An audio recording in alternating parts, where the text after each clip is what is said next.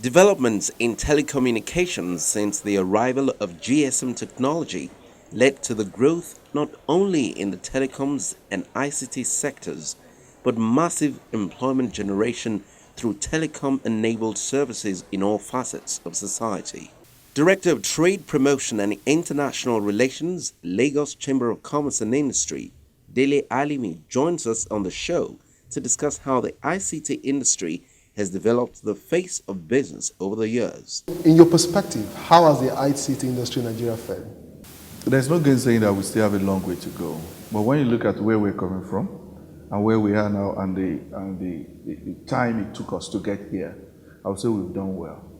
But when you look at the size of the economy, the size of the country, the population, it will look as if we're just scratching the surface. But there's still so much to be done, but I think the penetration, it's not as deep as it should be, but I think we're on the way.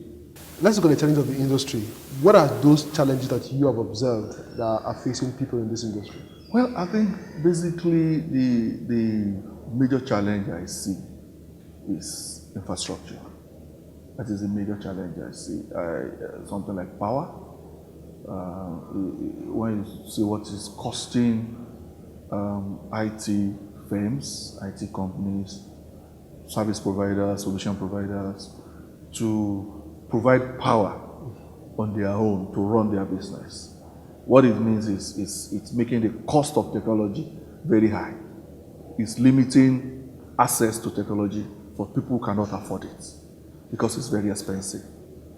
So what that means is that the capacity utilization of that industry is limited. We could do much more, but because it's costing us so much to put in so little, it's becoming increasingly difficult to really expand as much as we should. So you need to make that much money you are spending from so little a crowd, and that makes the cost go up. And when that happens, it's only people that can afford it that will use it.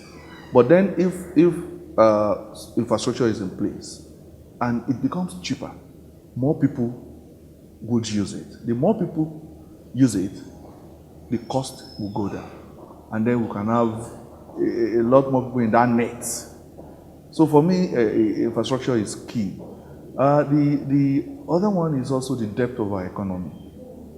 Now when I say the depth of, I don't want to go into too much economic about, you see, this thing also requires a lot of investment.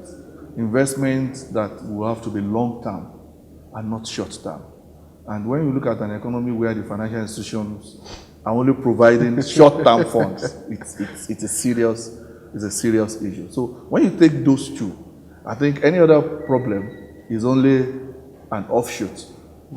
They are only offshoot of those two major problems. So it presents a major challenge for us. It does. A major CEO of a telecoms company was saying that why they can't really expand in the rural areas the way they want to is because of this same issue that you have mentioned. Yeah. So it means that it will likely remain a one-sided development for a long time to come. Well, you know, sometimes when there are challenges, it also gives you the ability to think out of the box. Maybe we need to start looking at, do we need to wait for the normal power to get to the rural areas? Do we look at alternatives like solar? When you say we, is it the government now, the businesses? I think all of us. Yeah, but the businesses want traction. They want to put money where they can get their money back. Yes. So would it not be the government's responsibility to do this time around? Normally, it should be government responsibility because at the end of the day, government is going to make money from such expansion. At the end of the day. But then you ask yourself the question. Somebody once told me something that the thing defies the law of supply and demand. They said, sometimes you have to create the demand to engender the supply. You create the demand. Sometimes people don't know what they want. So you make them know what they want.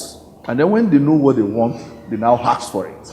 So you now build them. Exactly. You now build them for it. So maybe there's a need for a little bit more synergy between the private sector and then the public sector, either the ministry or in terms of IT, and say, okay, what exactly is the low-hanging fruits in terms of solutions that we can get as far as penetrating the rural areas for ICT, for IT in this country. Using technology to maximize your business productivity creates the platform to realize true business success. What is your organization doing to ensure that businesses actually see technology as a way to improve efficiency, effectiveness, and what have you?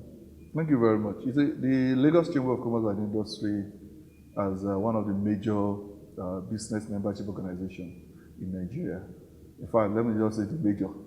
Does that include small businesses? It includes, in fact, 70% of membership of the SCCI are small businesses. Really small businesses? Very small businesses. I can assure you of that. Really small businesses. But not micro?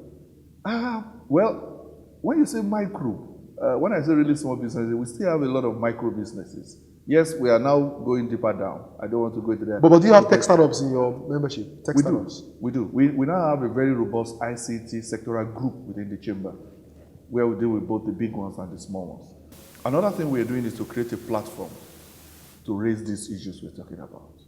And that is, we organize an annual exhibition and conference on the ICT sector. We realize that there is that gap waiting to be filled.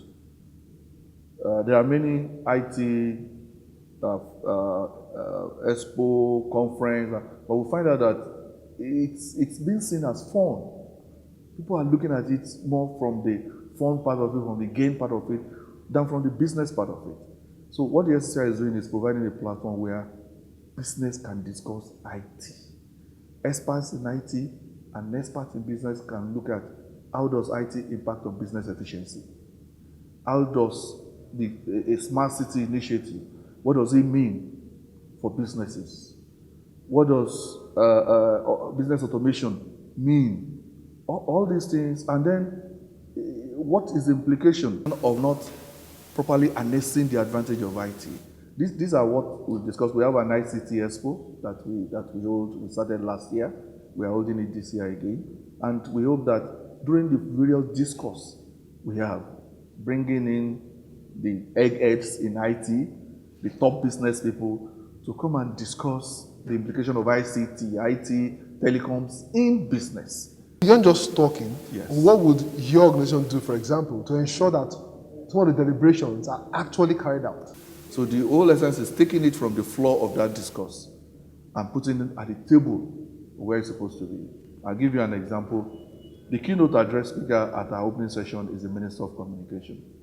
And then we also have somebody from the private sector who is also going to give a keynote, where we're not only listening to the minister, we're also listening to a top player in the ICT sector, who is going to discuss with top officials of the NCC, of the Ministry, of NITDA, of top organizations, top ICT organizations all over the country, the Computerization Council, the ESPO, the NERA, everybody. We're going to sit down there and discuss the future of IT as far as business is concerned. And would that include asking governments to increase investment in technology? It is, yeah, it will. You see, I'll say because this year's budget, I mean, it's okay. Let me give you an example. Now we carried out a robust survey on the alternative to oil and the various sectors we have.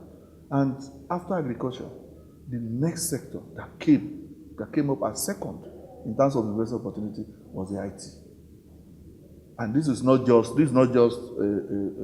walk by, or it's a serious survey that we did. And the size of the market now and what it can be. And even the minister was astonished at what the size is. So what the government needs to do, and what we are asking the government to do, is to present an environment that will invite that investment. That is the first key. But I'm curious about the survey result that you mentioned now. Yes. Is it open? Is it in the public glare? It somewhere? is. Yes. Oh, it is. And people can have access to it? Yeah, you can. You can have access to it. Is it on your website? It's on our website. Because the reason why I'm asking is so that more people can see the opportunities and see where they can. Good. It's on our website. We launched it, I think earlier this year, I think sometime in May. We did it in conjunction with PwC of where do we go after all. So it means that for LCCI, yes, ICT is a major strategy to helping Nigeria grow. It is. To us, it is. Let's hope someone is listening. Thank you for being on Tech Trends today. Thank you very much. It's good to be here.